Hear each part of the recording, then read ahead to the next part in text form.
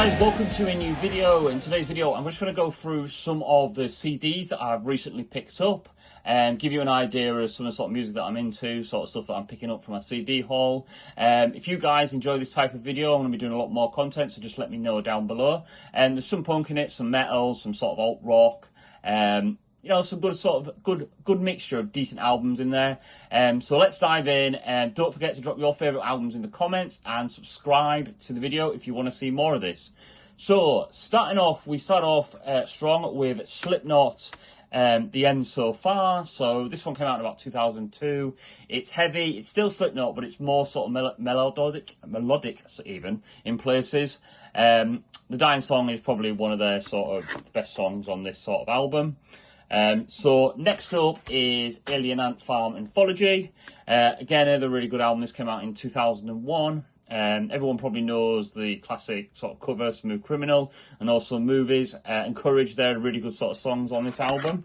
So yeah, Alien Ant Farm Anthology.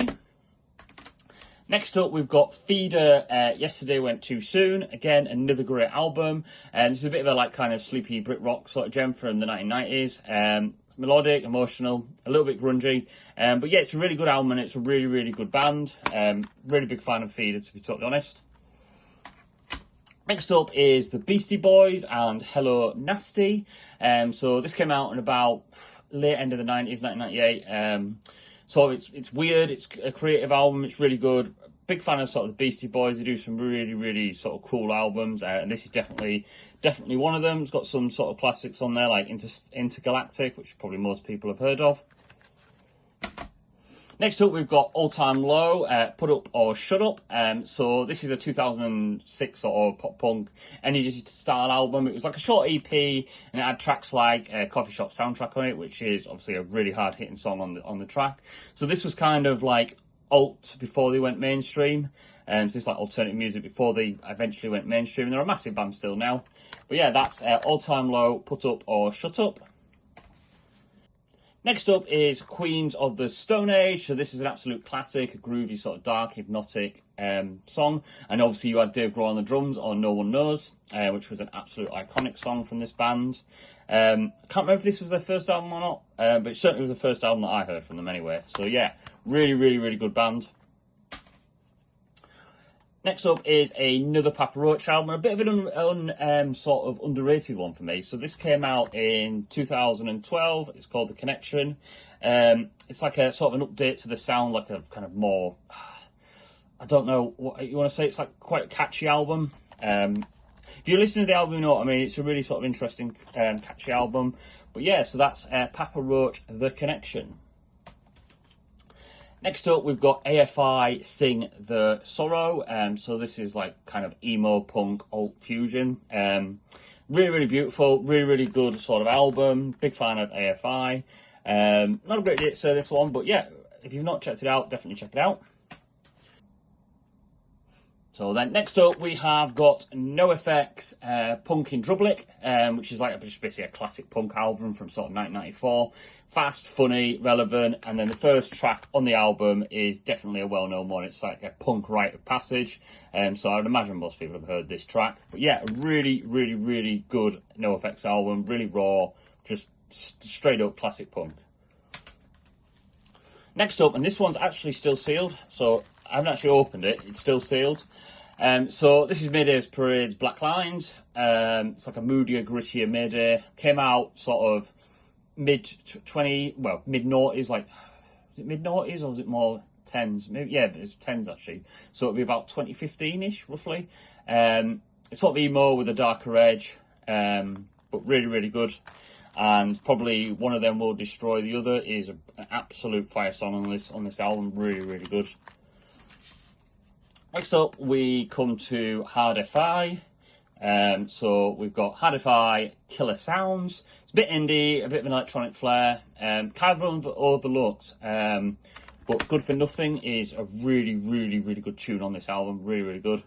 If you're into Hard FI, let me know in the comments. But yeah, I think they're kind of like a bit of an underrated band, to be totally honest. Next, Korn, Take a Look in the Mirror, which is more sort of back to the roots in sort of 2003. It's heavy, raw, it's angry, right now just hits like a sledgehammer, to be fair, on this album. Brilliant song. Another one from All Time Low, this time it's Dirty Work. Probably a really poppy album. It's not everyone's favourite, but Time Bomb and like I Feel Like Dancing are pretty fun songs, pretty decent songs on the album. Big fan of All Time Low. Then we come to a classic album, The Offspring, Americana. So every late 90s teen probably had this album, and they remember the classics such as Pretty Fly and The Kids Aren't Alright. This is like The Offspring, and this album is like pop punk, like royalty. It's an absolutely massively classic album. Definitely something I listened to a lot as a kid. So yeah, that's The Offspring, Americana. Next up, we've got Avenged Sevenfold, City of Evil. This is basically where they kind of went epic type thing. No more screaming, it was just sort of like pure metal theatrics. It's absolutely brilliant album. Absolutely love this album. Bash Country, that is a tune. That is definitely a tune. It's just chaos in like kind of the best way. Next up is Machine Head Supercharged. It's not their most loved, but it has kind of like an industrial feel to it, sort of new metal vibes. Definitely worth sort of visit or listen to. I'm a big fan of the album, but from other people that I know that are sort of Machine Head fans, it's not one of their favourites. But yeah, I mean, I like it. It's a really interesting, decent album.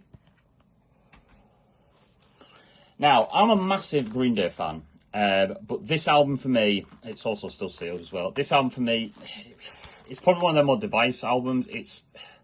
You're either going to dig it or you're going to be very confused because it's very un-Green Day. It's a very un-Green Day album. I like Green Day, but this is probably, to be honest, probably one of their worst albums. Not massively into it. So next up we have Newfound Glory, Tip of the Iceberg. So this one, 2008, it's like an EP. It's fast aggressive. It's got a lot of covers on it.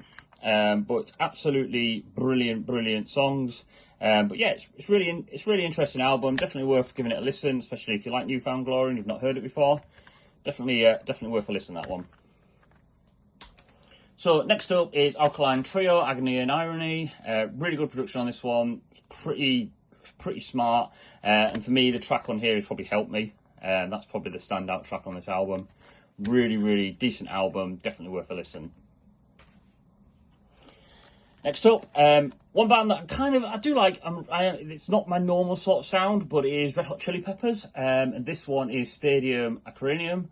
It's a double album from about 2006. Pretty funky, spacey. And Snow Hey, is it Snow Hey You? I think it's called. Yeah, Snow Hey You. That's a decent track. I don't mind that. It's a pretty decent track, like. But yeah, it's also, like I said, it's double, so it's kind of all like planety style. So yeah, it's pretty cool.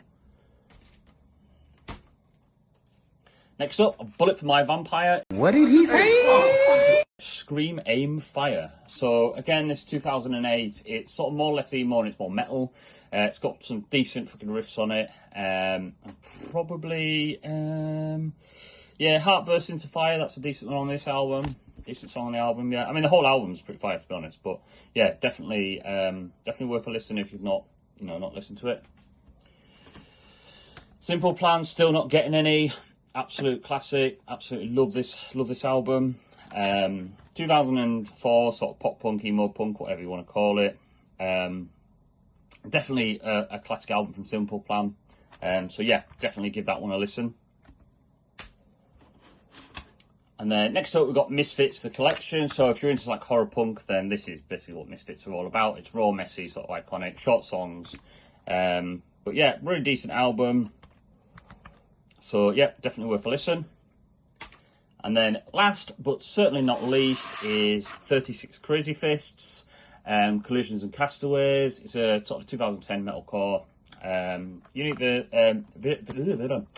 Unique vocals even. But yeah, it's a very good album. So yeah, definitely worth a listen if you've not already. So there you go. A stack of noise and sort of nostalgia, some headbangers. If you're building your own sort of CD collection and sort of picking them up, let me know in the comments below what sort of albums you're looking out for, where you get your albums from. The majority of mine come from either charity shops, second-hand shops, or Music Magpie. If you're in the UK, definitely check out Music Magpie. The prices have started to go up recently because of the revival of CDs and CD collections, so I'd try and get in there now while you can.